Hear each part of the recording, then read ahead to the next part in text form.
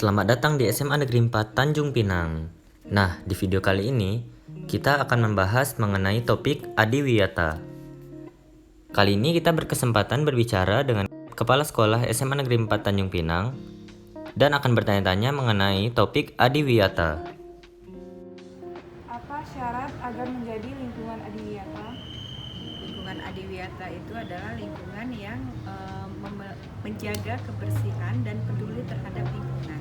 Jadi salah satu kalau di sekolah kita ini yaitu adalah terkenal dengan namanya gerakan PBLHS, yaitu gerakan peduli dan berbudaya lingkungan hidup di sekolah.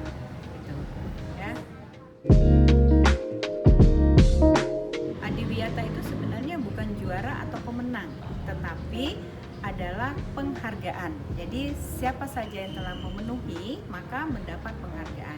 Penghargaannya ada penghargaan tingkat kabupaten kota, ada penghargaan tingkat provinsi, dan penghargaan tingkat nasional. Apakah tujuan program adiwiyata?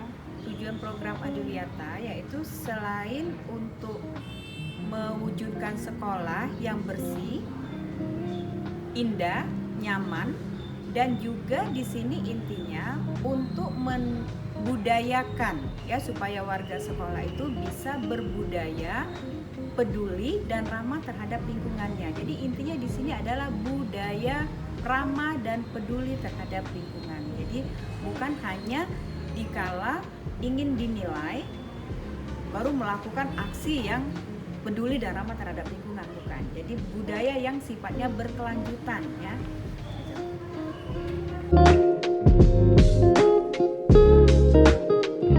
Gerakan PBLHS, apa upaya yang dilakukan lagi, Bu?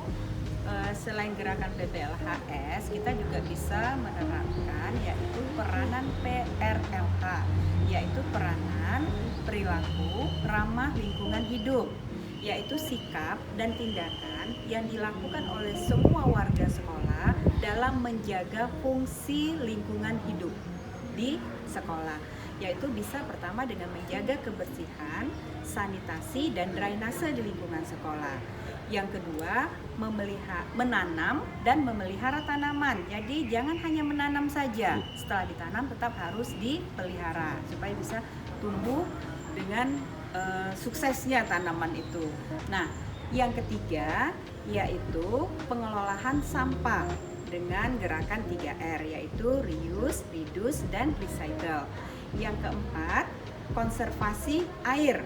Konservasi air di sini yaitu bagaimana pemanfaatan air bersih ya, pemanfaatan air bersih baik secara teknologi ataupun dengan budaya sosial kehidupan masyarakat. Bagaimana menghemat air, apakah air wudhu itu harus ditampung, sisa tampungan air wudhunya bisa digunakan untuk menyiram tanaman atau membersihkan lantai, membersihkan motor, untuk cuci motor. Nah, itu termasuk salah satu upaya konservasi air.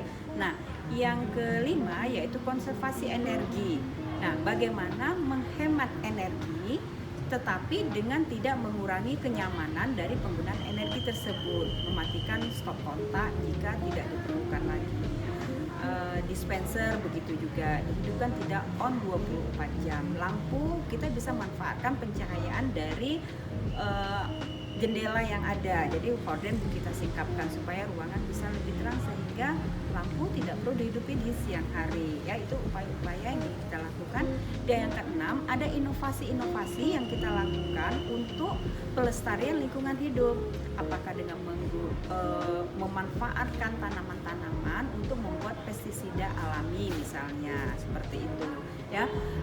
Pengolahan sampah seperti tadi yang memiliki inovasi tepat guna dalam teknologi pemanfaatan sampah. SMA 4 kan pernah kemarin mengolah sampah plastik menjadi BBM ya, itu juga salah satu termasuk inovasi ya.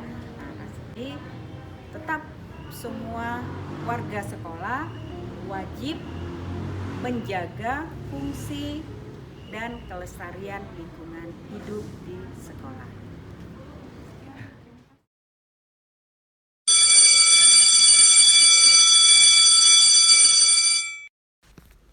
Dari wawancara tadi, kita sudah mengenal apa itu adiwiyata, apa tujuannya, dan program dari sekolah untuk mewujudkan lingkungan adiwiyata. Kita juga menjadi tahu bahwa ternyata adiwiyata itu bukan sebuah perlombaan, melainkan sebuah penghargaan yang dilakukan dengan tujuan membudayakan perilaku bersih dan peduli lingkungan untuk siswa-siswa di seluruh sekolah-sekolah di Indonesia. Lalu, bagaimanakah prakteknya di lingkungan sekolah? Bagaimana aktivitas Bapak dalam memelihara kebersihan sekolah? Aktivitas Bapak setiap harinya atau kebersihan di sekolah ini jam 6 kurang 15 Bapak udah membuka pintu keliling sampai ke kantor, terus disambung membersihkan depan-depan kelas yang bagian bawah sini ya. Nah, kalau yang bagian atas ada lagi bagian Bapak yang lain. Bagaimana cara kamu menjalankan proses program adiwiyata sekolah? Yang pertama, saya menanamkan diri saya untuk membuang sampah pada tempatnya dan selalu menjaga kebersihan untuk lingkungan sekolah dan area dalam kelas. Selama ini saya selalu menjaga kebersihan lingkungan sekolah dan juga lingkungan kelas. Saya menjalankan piket kelas dan juga tidak membuang sampah secara sembarangan.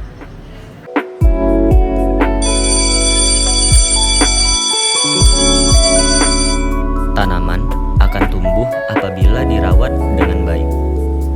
Begitu juga dengan kebiasaan. Membiasakan sesuatu membutuhkan waktu dan komitmen. Namun, kebiasaan yang baik tentu menghasilkan buah yang baik juga.